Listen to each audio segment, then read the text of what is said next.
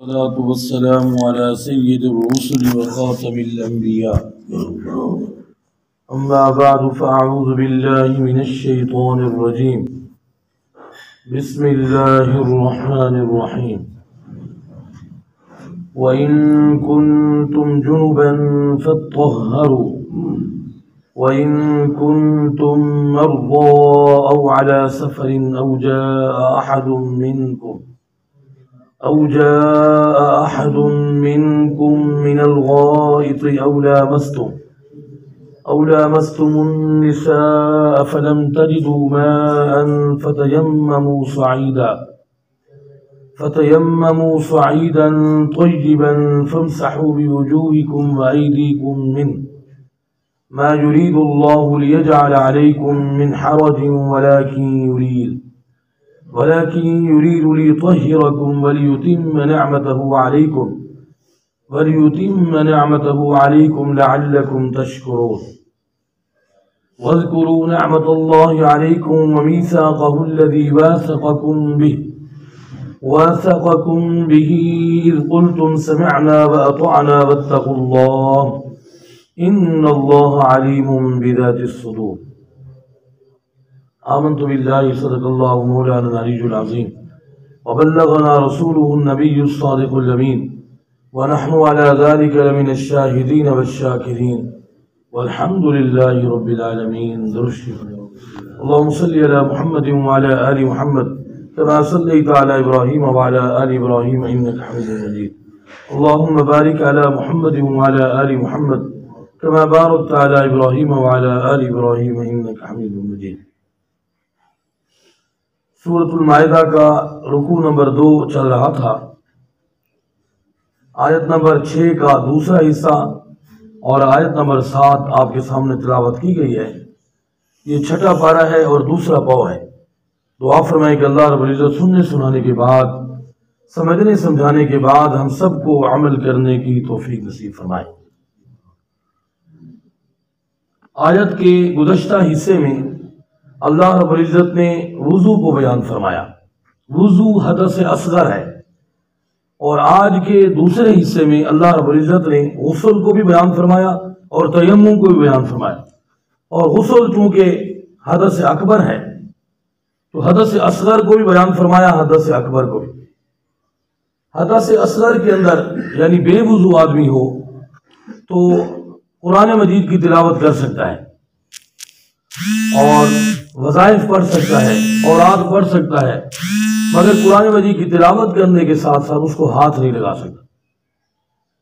بے وضو ہاتھ نہیں لگا سکتا.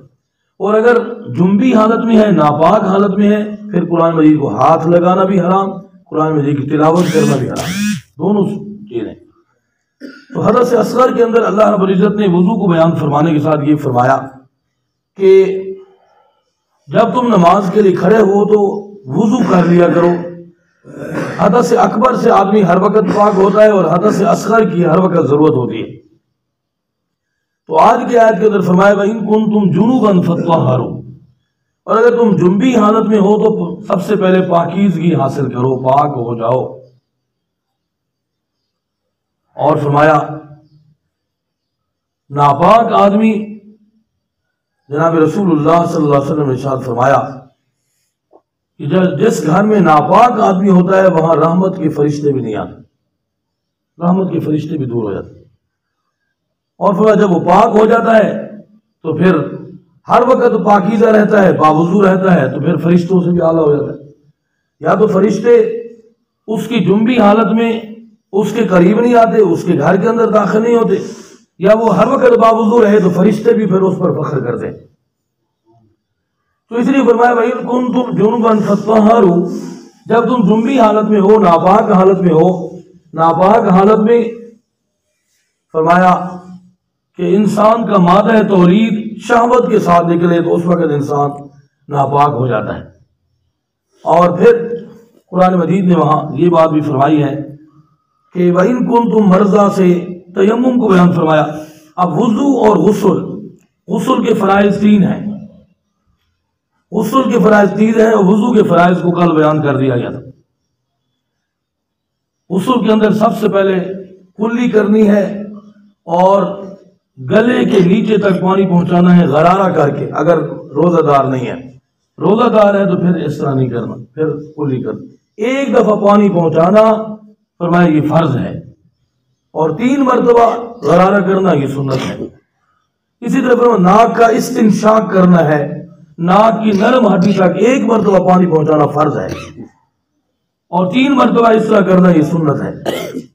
تو 2 فرض یہ ہو گئے، کلی کرنا غرارے کے ساتھ، اور ناک میں پانی جو ہے نرم ہڈی تک پہنچانا۔ اور فرمایا تیسرا فرض یہ ہے کہ اپنے پورے جسم پر اس طرح پانی ڈالنا کہ ایک بال کے برابر بھی کوئی جگہ خشک نہ رہے، ایک بال کے برابر۔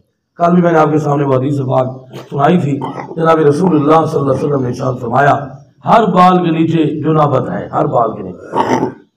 اور حضرت علی رضی اللہ تعالیٰ اس حدیث پاک کو بیان کرتے تھے اور فرماتے تھے مجھے اس ڈر کی وجہ سے میں ہر وقت گنجا رہتا ہوں کہ میرا غسل صحیح نہ ہو، اس وجہ سے میں ہر بال کے نیچے جنابت کی حدیث پڑھ کر مجھے پریشانی رہتی تھی، تو میں نے بالوں کو بالکل صاف کر دیا ہے تاکہ کسی جگہ پر میری کمی نہ رہ جائے۔ حضرت علی رضی اللہ تعالیٰ اتنی بڑی جلیل القدر ہستی بھی اتنی احتیاط کرتے ہیں۔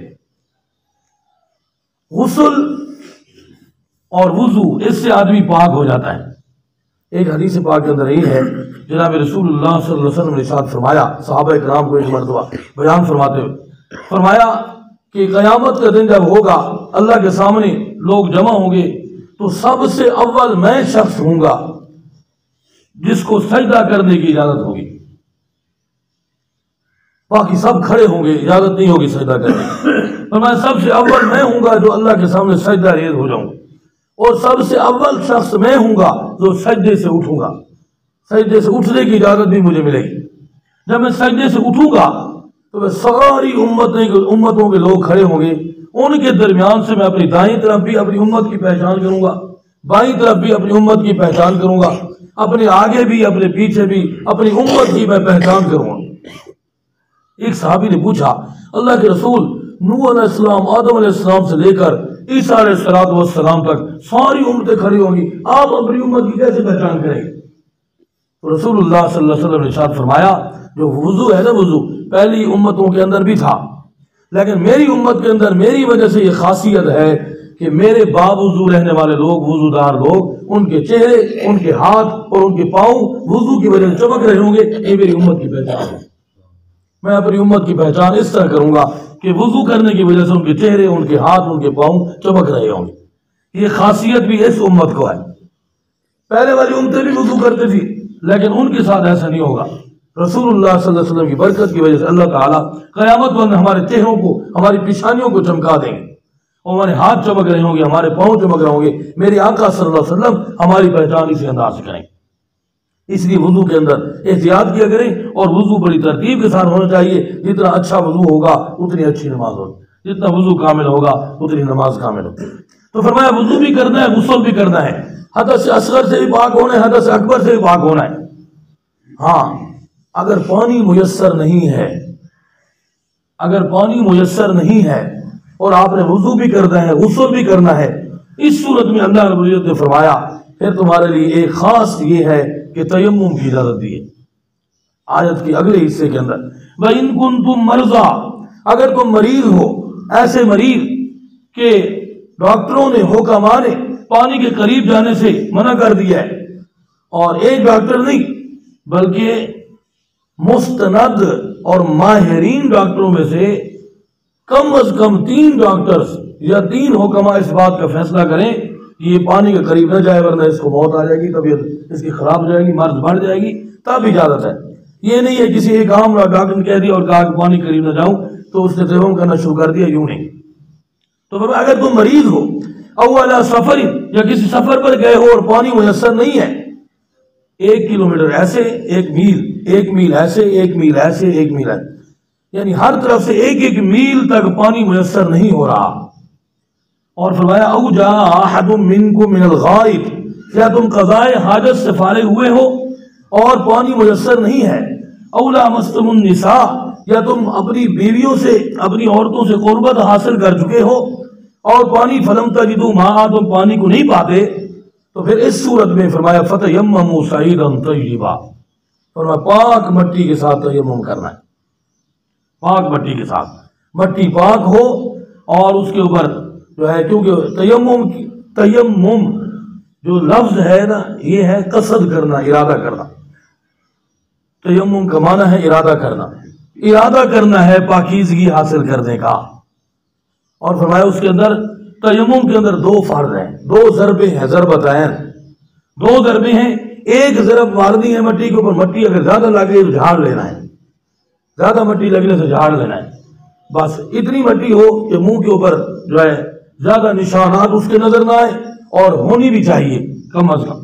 تو فرمایا وہ ایک دفعہ پورے چہرے کے اوپر پھیریں گے، ایک ضرب ہے، دوسری ضرب سے بازوں کے اوپر پھیریں گے، بس اس طرح کریں گے، یہ تیمم مکمل ہو گیا ہے۔ وضو کے لیے بھی آپ پاک ہو گئے، غسل کے لیے آپ پاک ہو۔ قربان جاؤ شریعت پر کہ شریعت نے کتنی رعایت کر دی۔ وضو کے اندر یوں کرنا ہے، یوں کرنا ہے، اتنے فرائض مکمل کرنے ہیں، اتنی احتیاط کرنی ہے، اور تیمم کو اتنی رعایت دے دی ہے کہ 2 ضربے لگا کر پاک ہو جائے۔ اور تیمم سے ہر وہ عبادت کر سکتے ہیں جو غسل سے، جو وضو سے کرتے ہیں، ہر وہ عبادت، ایک نماز سے لے کر دوسری نماز تک۔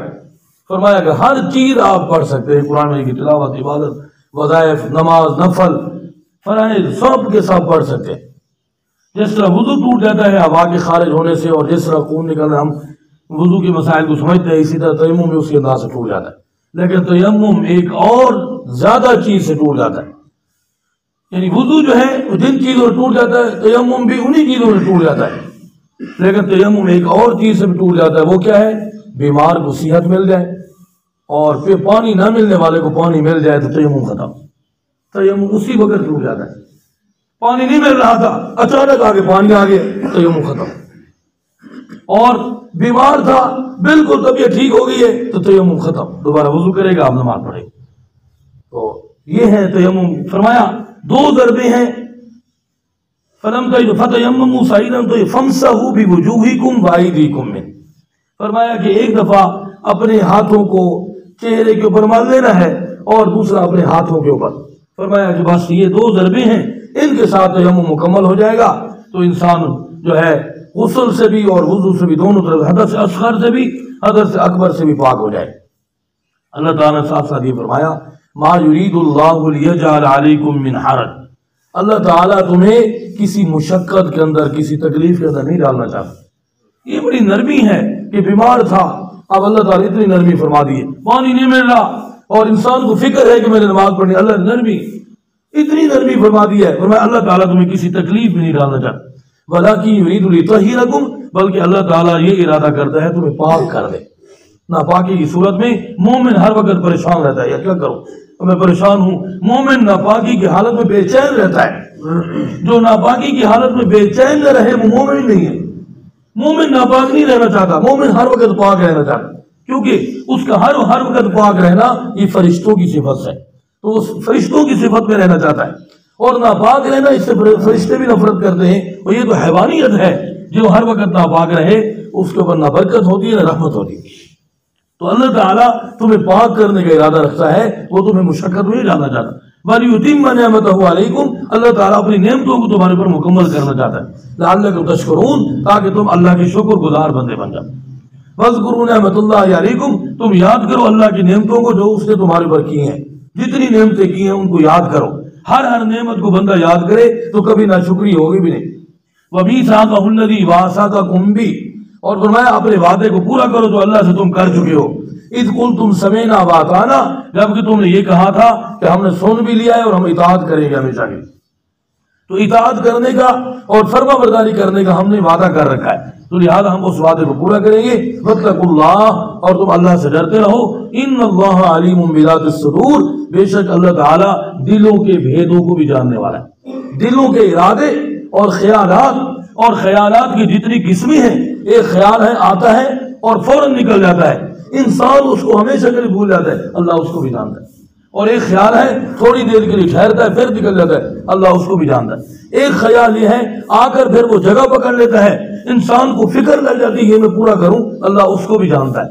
اللہ تعالیٰ تمام خیالات کو جانتا ہے، آنے والے تمام خیالات کی مکمل نگہبانی کرنے والا ہے۔ لہذا جب اللہ خیالات کو جانتا ہے اور دل میں آنے والے ایک وسوسے کو جانتا ہے تو کیا ہمارے اعمال کو نہیں جانتا کہ ہم کیا کر رہے ہیں؟ فرما برداری کر رہے ہیں، نافرمانی کر رہے ہیں؟ اللہ ہماری نیتوں کو بھی جانتا ہے، لہذا ہماری نیت ہر وقت پاک رہنے کی ہونی چاہیے، اور ہمارے اندر فکر ہونی چاہیے۔ کبھی نماز لیٹ ہو جاتی ہے مجبوری کی وجہ سے، لیکن اللہ تعالیٰ وہ مجبوری بھی سمجھتا ہے اور ہماری فکر کو بھی سمجھتا ہے۔ اگر ہم فکر کر رہے ہیں، فکر میں ڈوبے ہوئے کہ جلدی ہماری نماز ہو، اللہ یہ ساری حرکات کو دیکھ رہا ہے، اور اللہ تعالیٰ فخر فرماتا ہے اپنے بندے پر جس کو نماز کی فکر ہو، جس کو دین کی فکر ہو۔ اس لیے ہمیں چاہیے حدث اصغر سے بھی حدث اکبر سے بھی پاکیزگی حاصل کریں۔ کبھی مجبوری ہو جائے تو تیمم کی بھی اجازت ہے، اور اس کی فرما برداری کرتے رہیں۔ قرآن مجید کے ساتھ محبت اور اس کی تلاوت عمل کرنے کی پوری کوشش کرنی ہے۔ اللہ تعالی ہمیں صحیح سے عمل کرنے کی توفیق نصیب فرمائے۔